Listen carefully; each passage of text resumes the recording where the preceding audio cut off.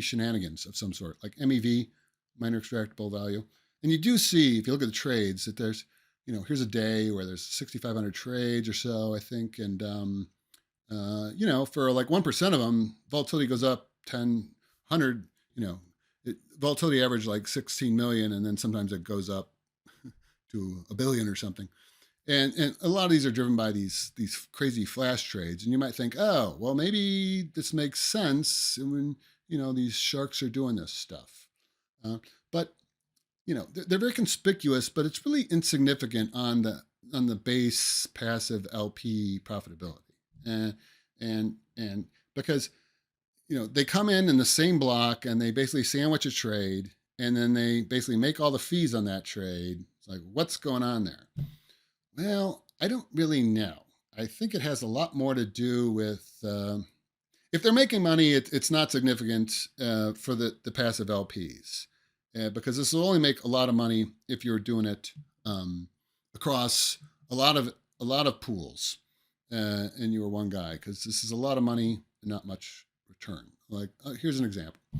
I took one flash trade, and here this is a PowerPoint. You can download this, but the trick here is okay. So this guy here.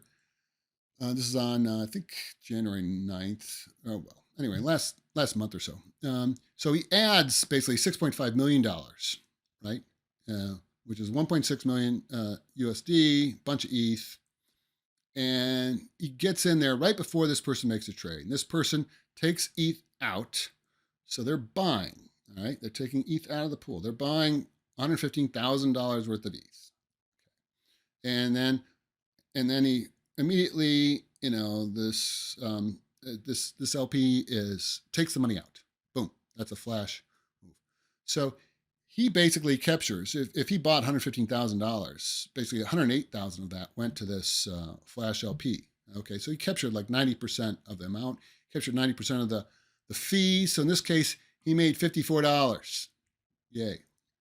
Well, actually, he had to pay gas. In this case, his gas wasn't much. It was only $10 on it. It was $5 on each trade about. So net, he made $40. And you might think, well, maybe he's screwing over the trader. Well, actually, this guy was buying. If I looked at the Gemini price in that minute bucket, it was, if anything, it was slightly below. I mean, 3 basis points, you don't really know, but it wasn't a steal. It wasn't like he ripped off the trader. And of course, the trader experienced then zero slippage. If you can look at his price impact. If he didn't come in, and his price impact would have been higher. So, he saved the trader $37 in price impact. So the trader shouldn't mind. And because these things happen, whatever 1% they affect 1% of all trades. It's not a material factor in explaining the losses of these LPs. Great for these MEV, these bots that can do this. Maybe it makes them money if they do it across every pool in the world. If so, it's not a huge opportunity. And it also might be that these guys are basically trying to act like mixers, because this way, if this trader, whoever that guy was, wanted to transfer over to this LP, it'd be a nice sneaky way to do it. Regulators wouldn't be able to figure this out. By the time they do, you could move on and do the next trick. So whatever. But anyway, this isn't going to be solved by getting rid of the MEV bots. That stuff goes on, but that's not an explanation. Of course, I have other documents that explain why I think I have a solution. But anyway, I hope you understand how I calculate these LP profitabilities, and it makes sense. And thank you very much.